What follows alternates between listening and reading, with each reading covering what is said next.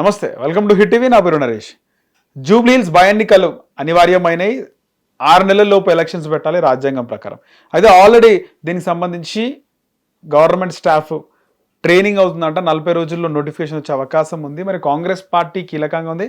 గతంలో కూడా cantonment by election వచ్చినప్పుడు అక్కడ కాంగ్రెస్ జెండా ఎగిరేయడం జరిగింది. ఇప్పుడు తాజాగా బీజేపీ కూడా ఏ విధంగా అయినా జూబ్లీహిల్స్లో పాగవేయాలని చూస్తుంది. ఇదే అంశం మాట్లాడుతూ మనతో పాటు రాజకీయ విశ్లేషకులు కేఎస్ ప్రసాద్ గారు ఉన్నారు. సార్ నమస్తే. నమస్తే సార్, జూబ్లీహిల్స్ ఎన్నికలు రాబోతుంది. దీనికి సంబంధించిన నోటిఫికేషన్ కూడా త్వరలో బయటకు వస్తుంది.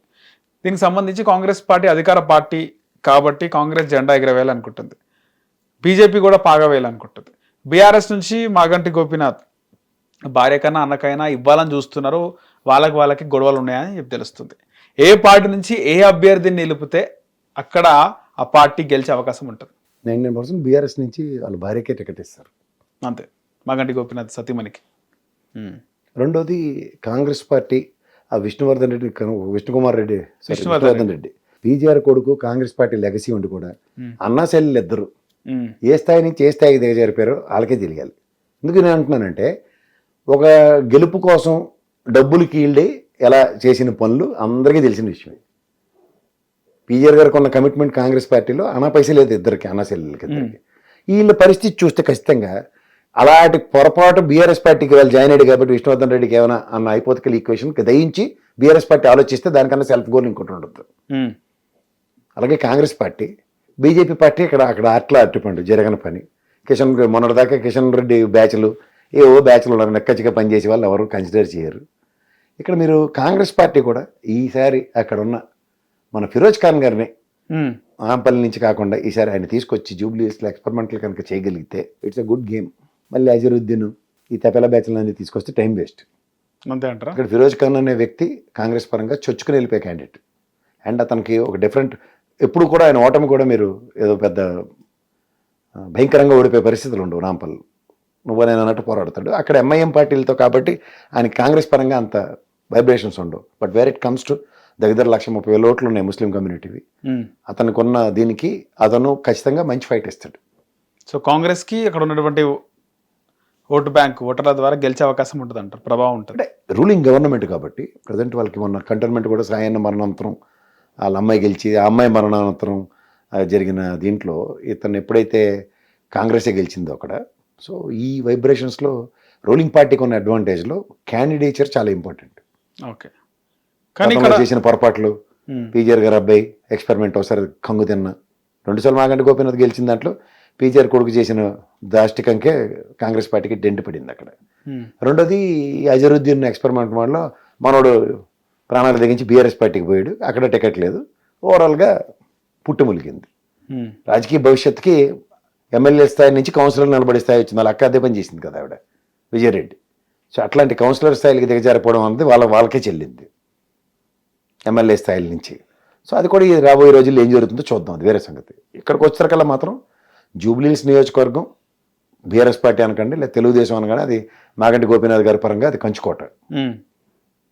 2014 నుంచి చూసుకుంటూ ఎలక్షన్స్ చూసుకొస్తే మాగంటి గోపీనాథ్ ట్రాక్ రికార్డు అంత ఆడ్ సర్కమ్స్టాన్సెస్లో కూడా సెకండ్ టర్మ్ ఆయనకి వెళ్ళడం మెరట్లే.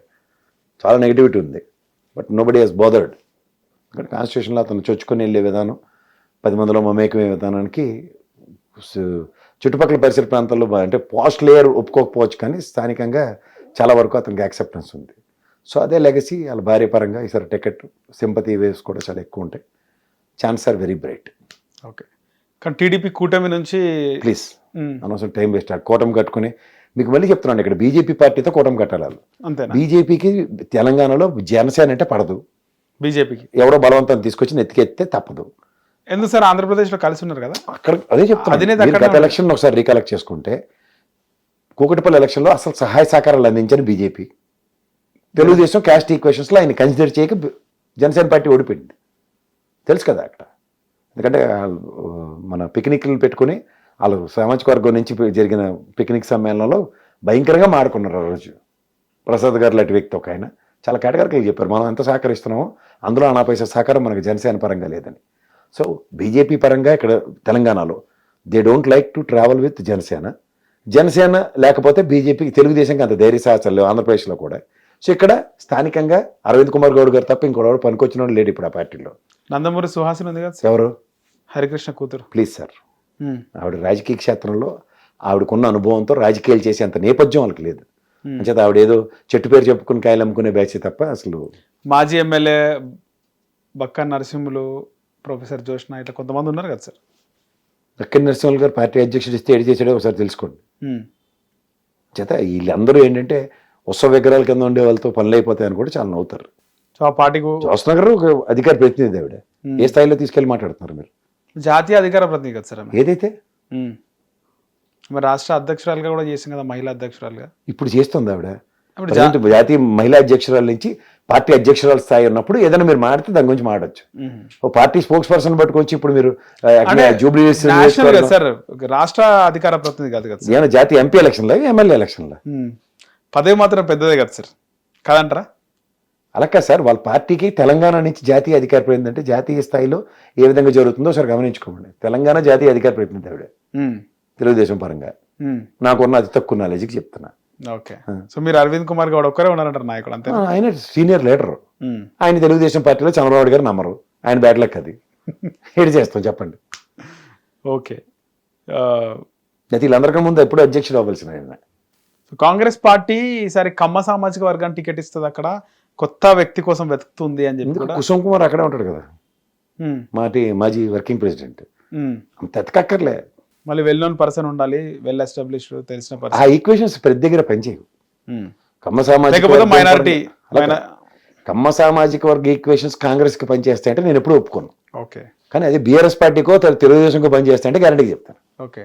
ప్రాంతీయ పార్టీకి ఇదే కాంగ్రెస్ కి ఖమ్మంలో పనిచేసింది కదా సార్ ఈ కమ్మ ఈక్వేషన్.